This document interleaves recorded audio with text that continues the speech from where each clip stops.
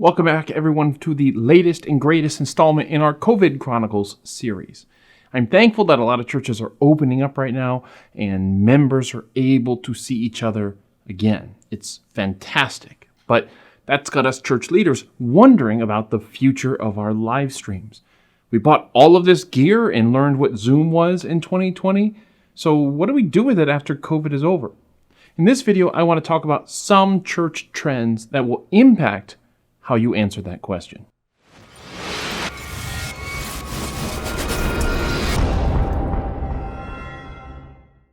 My name is Matthew, and I pastor the Seventh-day Adventist Church in Peoria, Illinois. And this channel is all about exploring, explaining, and extending Adventism into the post-Christian world. Now, this video, however, isn't just for Adventists, because all Christian churches are in this COVID recovery stage together. I want to share some thoughts about these trends that Brady Shearer from ProChurchTools highlighted in a recent video, relying on some research by Barna. Brady's not an Adventist yet, but if you are a church leader, you should be paying at least a little bit of attention to his work. I can't help it, okay? I mean, to me, everybody is almost an Adventist. Okay, let's start with trend number 1. Church attendance will not recover from COVID. Church attendance will not recover. A gloomy note to start, no doubt, but I think we need to begin here because we can't afford to ignore this truth. And the first thing I want you to look at is this chart from Barna that tracks church attendance in America all the way back to 93. Now, for reference, I was born in 91, so this chart basically shows my entire life. It's not a small amount of data. And as Barna states it, the graph visualizes the share of Americans who said they attended church in the last 7 days. It's also crucial to know that the 2020 number on this graphic you see is a pre-pandemic percentage. That's important because it shows a clear trend, one that really picked up steam around 2010. Barna's research found that only half of committed Christians actually watched their church's live stream at least once in the last month. Another 34% of people say that they started watching a live stream from another church instead of their own, or maybe alongside their own. Now, there's reason to believe that there will be a sizable number of members who will never come back to church once COVID is over. At some point during the last year, they'll just quietly drop out. But where are they going? It's important that we understand that this isn't COVID's fault. This shift has been happening for decades, and especially the last decade. In 2009, practicing Christians made up 50% of the population in America. In 2020, they made up 25% of the population. People who identify as practicing Christians have dropped by half in just over 10 years.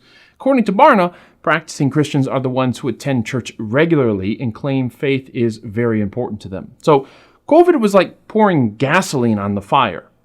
So where are those dropouts going, you ask? Well, over the past 10 years, it seems that half of them have joined the non-practicing Christian camp and the other half have joined the atheist agnostic cohort.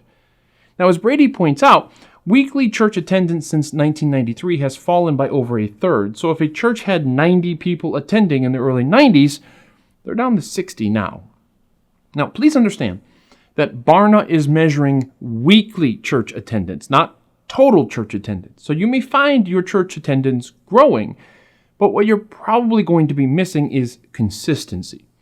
So you'll have more people who attend more irregularly, meaning that you will find it increasingly difficult to find volunteers whom you can rely upon every week. This may not hit you right away, but it will affect you over the next 10 or 15 years. Notice that church attendance peaked in 2009. Well, what happened in 2009 around that time? Well, in 2008, we had a financial disaster in America, so it is possible that we will see a post-COVID bump in attendance. But that bump in 2009 was extremely temporary, and it ultimately led to attendance sliding for the past 10 years. Here's my point. Your church's online presence is more important than ever after COVID. People are less likely to show up at your building, and if you want to connect with people, you're going to have to do it online. Look, we got into live streaming because COVID kind of forced us to, but we should have been doing it a long time ago, right?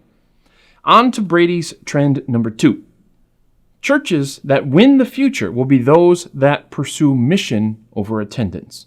Let's see what he has to say about that. Trend number 5. Churches that prioritize fulfillment of mission over in-person attendance will make the greatest impacts. Now, here's the bottom line. Your church exists to affect life change. That's your mission. Your mission is not to get as many people to attend a church service as possible. And that's because greater attendance does not perfectly translate to greater fulfillment of mission. This isn't so much of a trend as it is Brady's take, but I think it's a good take because it serves to correct our natural response to the first trend. As attendance declines or it becomes irregular, it will be natural for church leaders to start obsessing about attendance. What can we do to bring more people to church so we don't die? And I agree with Brady that the answer is don't obsess about attendance, okay? If you want to fix your attendance decline, then be a healthy church. Make sure your church has a clear mission and set of values. Make sure that your ministry leaders are aligned with those values and are out there doing stuff. Make sure your team is communicating clearly. Make sure you're a church of prayer and not just programming. If you do those things, I believe people will show up.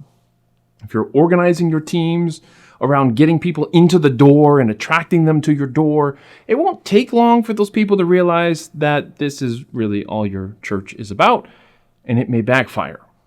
Now, when the vast majority of Americans identified as Christians, churches didn't have to do much in order to grow.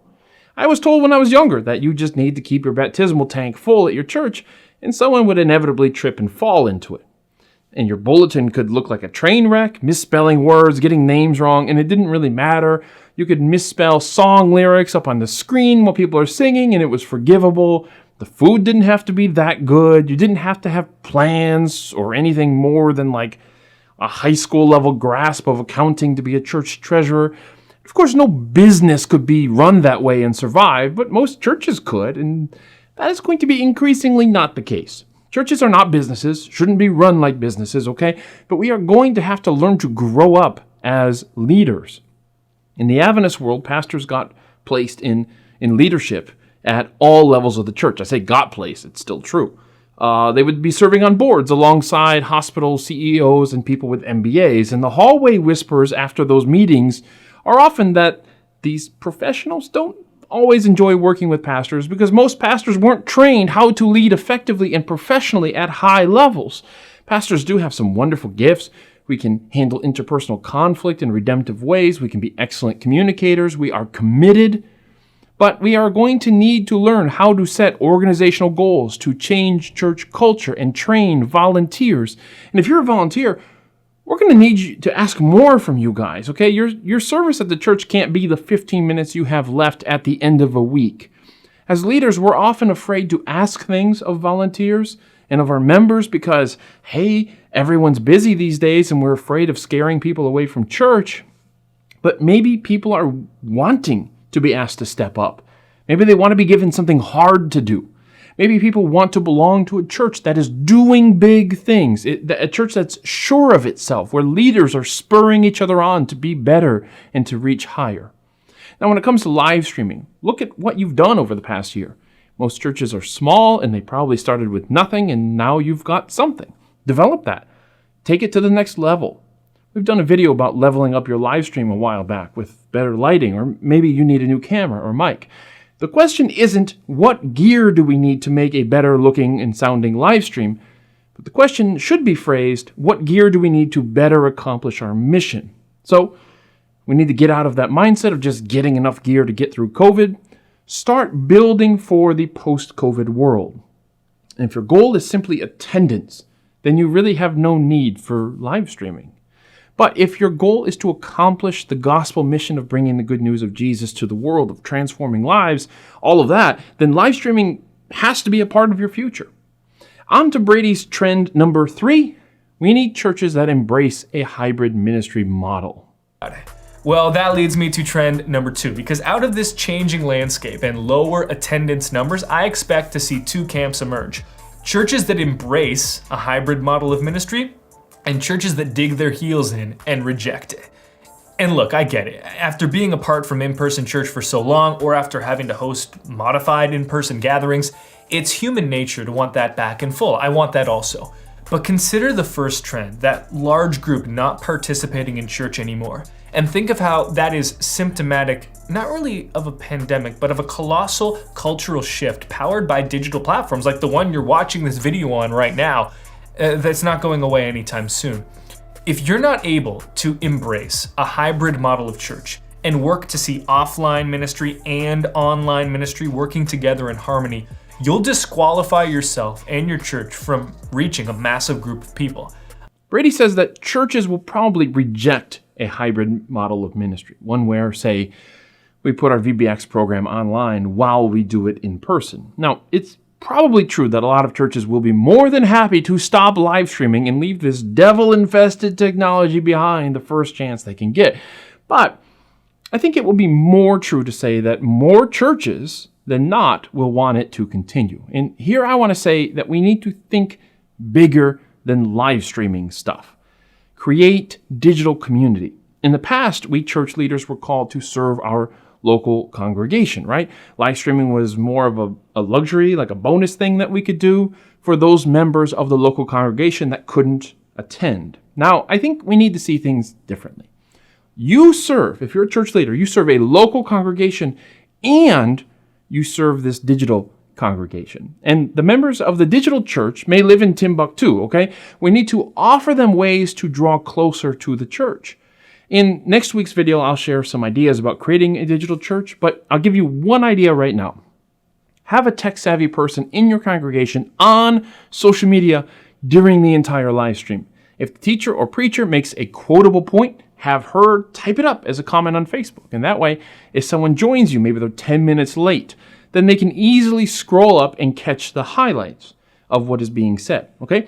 Now that volunteer could then begin recognizing people who were there last week, like, hey, Joe, nice to see you again. And then maybe you send them a private message. I remember last week you asked for prayer for your sister. How is she doing? All right, so be intentional about creating digital community. During Sabbath school time at our church, the teacher can see comments coming in from Facebook and YouTube on a TV in front of them, as well as hearing from the live class sitting in the sanctuary. It's our way of trying to fuse the two congregations together, the local one and the digital one, so that they can kind of interact with each other and with the teacher. Now, don't be afraid of embracing the hybrid ministry model. The online component of our worship and ministry cannot be an afterthought. If you're doing a VBX program, to return to that idea, how can you involve kids online? So let's just brainstorm that one for a second. Maybe you could have people sign up on your website ahead of time, and your teacher mails them the things that they need in order to make a craft, for instance.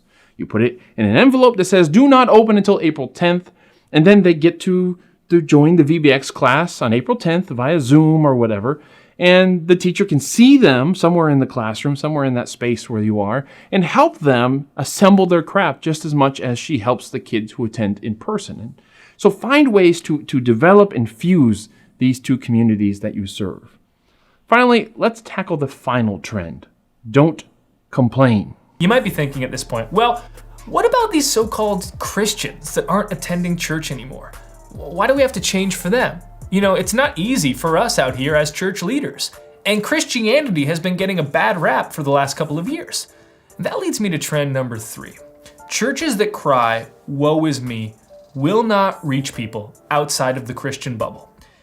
And I'm going to try to say this with as much empathy as I can, because it is, of course, a human impulse to react and say, well, what about the other side? When you feel like you're being attacked or told how you need to change. And that's how I've started this video, right? Church attendance is declining. What are you going to do about it? And you might be feeling that in your gut right now. Okay, sure, Brady, churches aren't perfect, but like, what about these lukewarm Christians? What about culture's assault on our rights? Here's the thing though, nobody cares. And please, hear me out on this, because I make videos like this to help our churches be more effective in fulfilling our missions. And said simply, nobody likes the person or the entity that is always playing the victim. And if I may, churches have had it real good for a real long time in the Western world. Just consider the tax-exempt status of religious institutions in places like Canada and America, and the hundreds of millions of dollars that have not gone to paying tax in the 2000s alone. Now, I'm not trying to say unfair treatment never happens. And right now, it can certainly be tough to see airlines operating, big box stores open, and feel like your church can't do what it wants to do. Nor am I suggesting the government has competently handled this pandemic, but whatever side you fall on, please consider the optics. Because here's the bottom line. You cannot expect to be a positive force of change in culture if you're always crying, woe is me. Nobody cares when churches whine about secular culture. Nobody cares. In fact, the more we whine about it, the more it pushes people away. We simply have to face the facts here as church leaders. Tough times are ahead of us. Churches will continue to close at alarming rates. Admitting this doesn't mean you lack faith in God, okay? It doesn't mean God can't bring 30 new people to your small church this year. Stop that nonsense. Don't play those games. If you have $50 in your bank account and that needs to last you for a month, your first response shouldn't be, well, we just need to have faith that God can put $1,000 into my bank account this month. I mean, can God do that? Sure. But your response should be, okay, how do I cut expenses and maybe make a little bit of extra money? Don't sit there all month waiting for God to do that miracle. While miracles can happen, relying on miracles is not a strategy for leading a church. Nobody wins football games by throwing Hail Mary passes every single time and hoping that your team catches it enough times that you win. Those are low percentage completions. For a group of people who claim to have the truth, as Christians do, let's not be afraid to embrace the truth and be good sports about it. Christianity had a huge run in the Western world for a long time. And this doesn't mean that it's all over. Christianity is here to stay, but it will change as it has done for 2,000 years. Now, personally, I'm excited about what's in store for us. These lean times are forcing churches to get creative, to focus on what's important. So embrace that. Don't look at what you've lost. Look at the opportunities you now have. We should have been doing this stuff like 10 years ago, at least 5 years ago, but we didn't. And now circumstances are forcing us to do what we always should have been doing. Maybe God is trying to tell us something. Well, that's all I've got for this week. I will see you next week when I'll share some ideas of what your digital church could look like. Stay safe.